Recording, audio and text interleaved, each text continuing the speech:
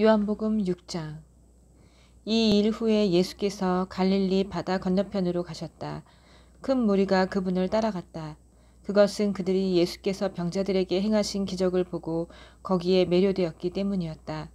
건너편에 이르자 예수께서 언덕에 올라가 앉으셨고 제자들은 그분 주위에 둘러 앉았다. 마침 유대인들이 해마다 지키는 유월절이 다가오고 있었다. 예수께서 눈을 들어 큰 무리가 와 있는 것을 보시고 빌립에게 말씀하셨다. 우리가 어디에서 빵을 사서 이 사람들을 먹일 수 있겠느냐. 이렇게 말씀하신 것은 빌립의 믿음을 자라게 하기 위해서였다. 예수께서는 자신이 할 일을 이미 알고 계셨다. 빌립이 대답했다. 각 사람에게 빵 한 조각이라도 돌아가게 하려면 은화 200개로도 모자라겠습니다. 제자들 가운데 한 사람인 시몬 베드로의 동생 안드레가 말했다. 여기 한 아이가 보리빵 5개와 물고기 2마리를 가지고 있습니다. 하지만 이 많은 사람들을 먹이기에는 턱없이 부족한 양입니다. 예수께서 말씀하셨다. 사람들을 앉게 하여라. 그곳에는 푸른 풀밭이 멋진 카펫처럼 깔려 있었다. 사람들이 자리를 잡고 앉으니 5,000명 정도 되었다. 예수께서 빵을 들어 감사를 드리고 앉아있는 사람들에게 나눠주셨다. 그리고 물고기를 가지고도 그와 같이 하셨다. 모두가 원하는 만큼 실컷 먹었다.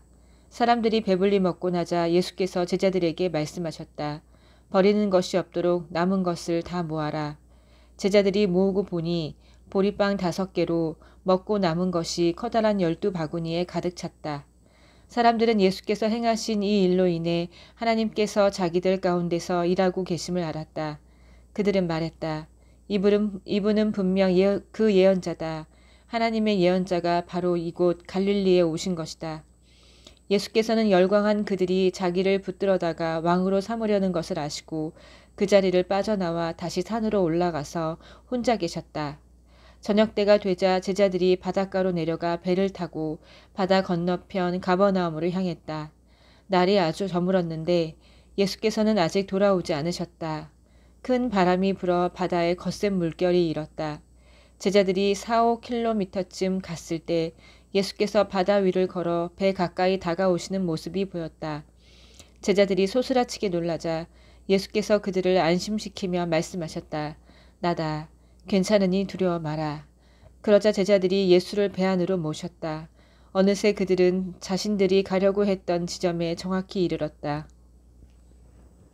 이튿날 뒤에 남은 무리는 배가 한 척밖에 없던 것과 예수께서 그 배에 제자들과 함께 타지 않으신 것을 알았다. 그분을 두고 제자들만 떠나는 것을 그들이 보았기 때문이다. 그때 디베라에서 온 배들이 주님께서 축복하고 빵을 먹여주신 곳 근처에 정박해 있었다. 무리는 예수께서 그곳을 떠나 돌아오지 않을 것을 알고는 디베라에서 온 배들로 몰려가 올라타고서 예수를 찾아 가버나움으로 향했다. 그들이 바다 건너편에서 그분을 다시 뵙고는 말했다. 랍비님, 언제 여기로 오셨습니까? 예수께서 대답하셨다. 너희가 나를 찾아온 것은 내가 하는 일에서 하나님을 보았기 때문이 아니라 오히려 내가 너희를 배부르게 해주었기 때문이다. 그것도 내가 값없이 먹여주었기 때문이다. 너희는 그렇게 썩어 없어질 음식을 얻으려고 힘을 허비하지 마라. 너희와 함께 있을 음식, 너희의 영원한 생명을 살찌게 하는 음식, 인자가 주는 음식을 위해 일하여라. 인자와 인자가 하는 일은 하나님 아버지께서 끝까지 보증해 주신다. 그러자 그들이 말했다. 우리가 하나님의 일에 참여하려면 무엇을 해야 합니까? 예수께서 말씀하셨다. 하나님께서 보내신 이에게 너희 삶을 걸어라. 그렇게 너희 자신을 걸 때에야 하나님의 일에 참여할 수 있다. 그들이 애매한 말로 비껴갔다. 선생님이 누구시며 어떤 일을 하시려는지 알 수 있도록 단서가 될 만한 것을 보여주시면 어떻겠습니까? 그러면 우리가 알아보고 나서 우리 삶을 걸겠습니다.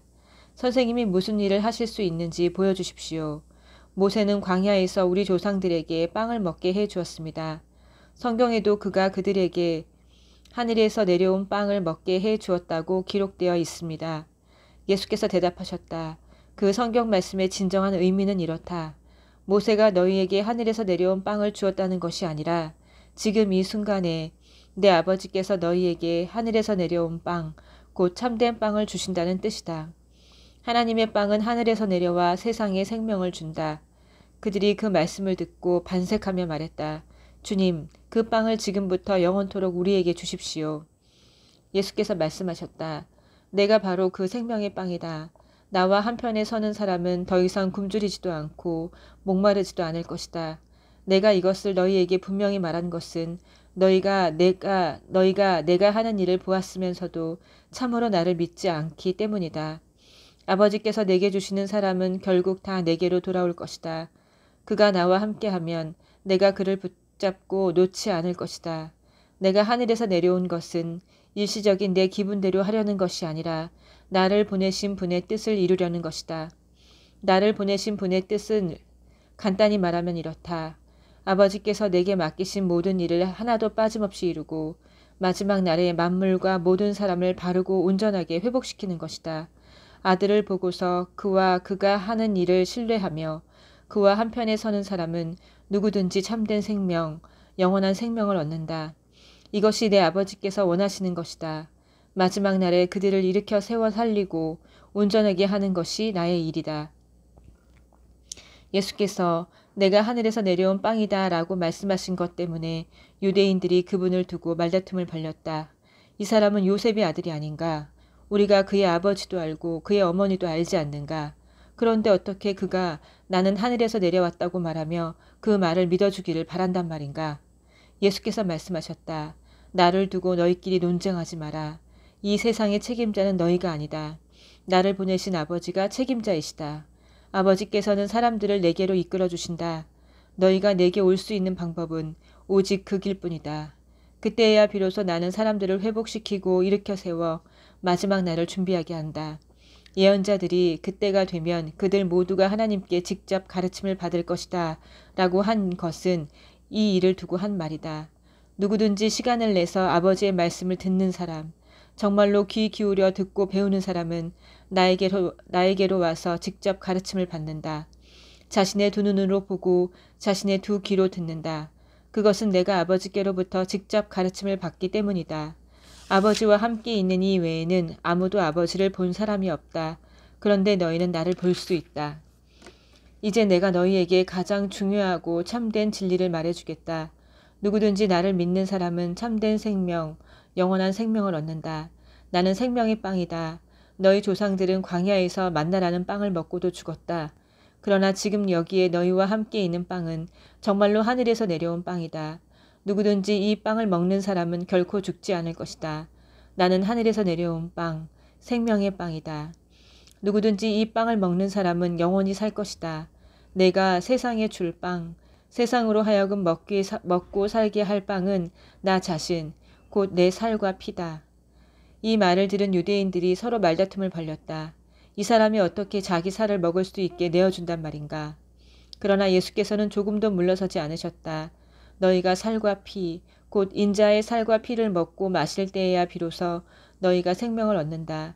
이 살과 피를 왕성하게 먹고 마시는 사람은 영원한 생명을 얻고 마지막 날을 맞을 준비가 다 된 것이다. 내 살은 참된 음식이고 내 피는 참된 음료다. 너희는 내 살을 먹고 내 피를 마심으로 내 안에 들어오고 나는 너희 안에 들어간다. 온전히 살아계신 아버지께서 나를 이 세상에 보내셨다. 내가 그분으로 말미암아 사는 것 같이 나를 먹는 사람도 나로 말미암아 살 것이다. 나는 하늘에서 내려온 빵이다. 너희 조상들은 빵을 먹고도 죽었지만 누구든지 이 빵을 먹는 사람은 영원히 살 것이다. 이것은 예수께서 가버나움 회당에서 가르칠 때에 하신 말씀이다. 예수의 제자들 가운데 많은 사람들이 이 말씀을 듣고 말했다. 이 가르침은 너무 어려워 받아들이기가 힘들다. 예수께서 제자들이 이 말씀을 두고 힘들어하는 것을 아시고 말씀하셨다. 내 말이 그렇게도 혼란스러우냐? 인자가 원래 있던 곳으로 올라가는 것을 보게 되면 어찌하겠느냐? 성령만이 생명을 만들어낼 수 있다. 육신의 근육과 의지력으로는 아무것도 일어나게 할 수 없다. 내가 너희에게 전하는 모든 말은 성령의 말이며 생명을 만들어내는 말이다. 그러나 너희 가운데 이 말에 저항하고 이 말에 관여하지 않으려는 사람들이 있다. 예수께서는 자신에게 인생을 걸지 않을 사람들이 있다는 것을 처음부터 알고 계셨다. 또한 자신을 배반할 자가 누구인지도 알고 계셨다. 예수께서 계속 말씀하셨다. 그래서 내가 전에 자기 힘으로는 아무도 내게 올 수 없다고 너희에게 말한 것이다. 너희는 아버지께서 주시는 선물로만 내게 올 수 있다. 이 일 후에 제자들 가운데 많은 사람들이 떠나갔다. 그들은 더 이상 그분과 관련되기를 원치 않았다. 그러자 예수께서 12 제자에게도 기회를 주셨다. 너희도 떠나가려느냐? 베드로가 대답했다. 주님, 참된 생명, 영원한 생명의 말씀이 주님께 있는데 저희가 누구에게 가겠습니까? 저희는 이미 주님이 하나님의 거룩하신 분임을 확신하며 주님께 인생을 걸었습니다. 예수께서 대답하셨다. 내가 너희 12를 직접 뽑지 않았느냐? 그러나 너희 가운데 한 사람은 마귀다. 이는 예수께서 시몬 가롯의 아들 유다를 두고 말씀하신 것이다. 12 제자 가운데 한 사람인 이 자는 그때 이미 예수를 배반할 준비를 하고 있었다. 7장. 그 후에 예수께서 갈릴리에서 일하고 계셨다. 유대인들이 예수를 죽일 기회를 노리고 있었으므로 그분께서는 유대에서 돌아다니기를 원치 않으셨다. 유대인들이 매년 지키는 명절인 초막절이 다가오고 있었다. 예수의 형제들이 그분께 말했다. 여기를 떠나 명절을 지키러 올라가서 형님의 제자들도 형님이 하는 일을 잘 보게 하는 것이 어떻겠습니까? 공개적으로 알려지기를 바라는 사람치고 은밀히 일하는 경우는 없습니다. 형님이 지금 하고 있는 일을 계속하실 마음이면 밖으로 나가서 세상에 드러내십시오. 예수의 형제들이 그분을 몰아붙인 것은 그들도 아직 그분을 믿지 않았기 때문이다. 예수께서 그들에게 대답하셨다. 다그치지 마라. 지금은 나의 때가 아니다. 지금은 너희의 때다. 항상 너희의 때다. 너희는 아무것도 잃을 것이 없다. 세상이 너희에게는 반대하지 않지만 나에게는 반기를 들고 일어선다. 세상이 나를 대적하는 것은 내가 세상의 겉모습 뒤에 감춰진 악을 폭로하기 때문이다. 너희는 어서 명절을 지키러 올라가거라. 나를 기다릴 것 없다. 나는 준비되지 않았다. 지금은 내 때가 아니다. 예수께서는 이렇게 말씀하시고 갈릴리에 남아 계셨다. 그러나 가족들이 명절을 지키러 올라간 뒤에 예수께서도 올라가셨다. 하지만 사람들의 이목을 끌지 않으려고 조심하며 피해 계셨다. 유대인들은 이미 그분을 찾아다니며 그 사람이 어디 있는가 하고 묻고 다녔다. 예수를 두고 무리 가운데 다투는 말이 떠돌았다. 그분은 선한 사람이요 라고 말하는 사람들도 있었고 그렇지 않소. 그는 사기꾼일 뿐이요 라고 말하는 사람들도 있었다. 이런 이야기는 위협적인 유대 지도자들 때문에 조심스럽게 수군거림으로만 떠돌았다. 명절이 이미 중반을 지날 무렵 예수께서 성전에 나타나 가르치셨다. 유대인들은 깊은 인상을 받았으나 당혹스러웠다. 저 사람은 교육받은 것도 아닌데 어떻게 저토록 아는 것이 많을까? 예수께서 말씀하셨다. 이 가르침은 내가 지어낸 것이 아니다. 나의 가르침은 나를 보내신 분에게서 온다. 그분의 뜻을 행하는 사람은 누구나 이 가르침을 시험해보고 그것이 하나님에게서 왔는지 아니면 내가 지어낸 것인지 알 수 있다. 말을 지어내는 사람은 자기를 좋게 보이려고 하지만 자기를 보내신 분께 영광을 돌리려는 사람은 사실을 있는 그대로 전할 뿐 진실을 조작하지 않는다. 너희에게 하나님의 율법을 전해준 이는 모세가 아니냐. 하지만 너희 가운데는 그 율법대로 살려고 하는 사람이 하나도 없다. 그러면서 너희는 왜 나를 죽이려고 하느냐. 무리가 말했다. 당신은 미쳤소. 누가 당신을 죽이려 한단 말이오. 당신은 귀신 들렸소. 예수께서 말씀하셨다. 몇 달 전에 내가 기적을 한 가지 행한 것을 가지고 너희는 지금도 둘러서서 화를 내며 내가 하려는 일을 이상하게 여긴다. 모세가 할례를 규정했고 원래 할례는 모세에게서 온 것이 아니라 그의 조상에게서 온 것이다. 그래서 너희는 안식일에도 할례를 주며 몸의 일부를 처리한다. 너희는 모세의 율법 가운데 단 한 조항을 지키기 위해 그렇게 한다. 그런데 너희는 어찌하여 내가 안식일에 한 사람의 온 몸을 건강하게 해주었다는 이유로 내게 화를 내느냐. 트집 잡지 마라. 너희 머리와 가슴으로 무엇이 옳은지 분별하고 무엇이 정말로 옳은지를 따져보아라. 그때 몇몇 예루살렘 사람들이 말했다. 그들이 죽이려고 하는 사람이 이 사람이 아닌가요? 이 사람이 여기에서 공공연히 다니며 자기 마음대로 말하고 있는데 아무도 제지하는 사람이 없습니다. 혹시 통치자들도 이 사람이 메시아라고 생각하는 것은 아닐까요? 우리는 이 사람이 어디에서 왔는지 압니다. 하지만 메시아는 어디에서 오는지 아무도 모르게 오실 겁니다. 성전에서 가르치던 예수께서 그 말에 자극을 받아 큰 소리로 외치셨다. 그렇다. 너희는 나를 알고 내가 어디에서 왔는지 안다고 생각하지만 나는 너희가 생각하는 데서 오지 않았다. 또한 나 스스로 일을 시작한 것도 아니다. 나의 참된 근원은 나를 보내신 분이다. 너희는 그분을 조금도 알지 못한다. 나는 그분께로부터 왔다. 그래서 나는 그분을 안다. 그분께서 나를 이곳에 보내셨기 때문이다. 그들은 예수를 체포할 방법을 찾으면서도 그분께 손을 대지는 못했다. 아직 하나님의 때가 되지 않았기 때문이다. 무리 가운데서 많은 사람들이 믿음으로 그분께 자신을 드리며 이렇게 말했다. 메시아가 오신다고 해도 이보다 설득력 있는 증거를 내놓으시겠는가? 이처럼 선동적인 기운이 무리 사이에 흐르는 것을 보고 놀란 바리새인들이 대제사장들과 한패가 되어 예수를 체포하라고 경비병들을 보냈다. 예수께서 그들을 물리치며 말씀하셨다.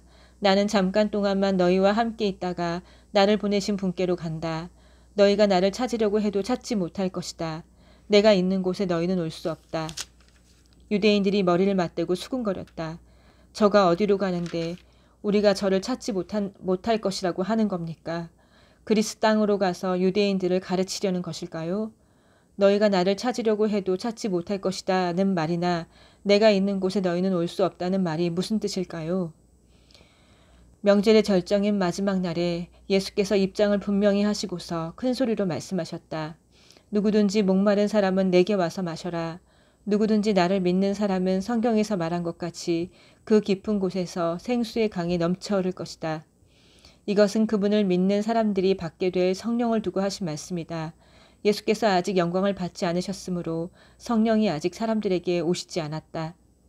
이 말씀을 들은 무리 가운데 이분은 그 예언자가 틀림없다고 말하는 사람들도 있었고 저분이야말로 메시아이시다 라고 말하는 사람들도 있었다. 그러나 메시아가 갈릴리에서 나오겠는가? 성경에는 메시아가 다윗의 혈통을 따라 다윗의 동네인 베들레헴에서 나온다고 하지 않았던가? 라고 말하는 이들도 있었다. 그렇게 무리 사이에 예수를 두고 의견이 갈렸다. 예수를 체포하려는 사람들도 있었으나 아무도 그분께 손을 대지는 못했다. 그때 성전 경비병들이 돌아와서 보고하자 대제사장과 바리새인들은 왜 그를 데려오지 않았느냐고 따져 물었다. 경비병들이 대답했다. 그가 어떻게 말하는지 들어보셨습니까? 우리는 여태껏 그 사람처럼 말하는 사람을 본 적이 없습니다. 바리새인들이 말했다. 너희도 저 천하기 짝이 없는 무리처럼 미혹된 것이냐? 지도자나 바리새인들 가운데서 그를 믿는 사람을 보았느냐? 그에게 미혹된 자라고는 하나님의 율법을 모르는 저 무리뿐이다. 전에 예수를 찾아왔던 사람으로 지도자이자 바리새인인 니고데모가 나서서 말했다. 먼저 당사자의 말을 들어보고 그가 무슨 일을 하는지 알아보고 나서 사람의 죄를 판결하는 것이 우리 율법에 맞지 않습니까? 그러자 그들이 그의 말을 가로막으며 말했다. 당신도 그 갈릴리 사람을 선전하는 거요? 성경에서 증거를 살펴보시오. 갈릴리에서 예언자가 단 한 명이라도 나왔는지 살펴보란 말이요. 그러고는 모두 집으로 돌아갔다. 아멘.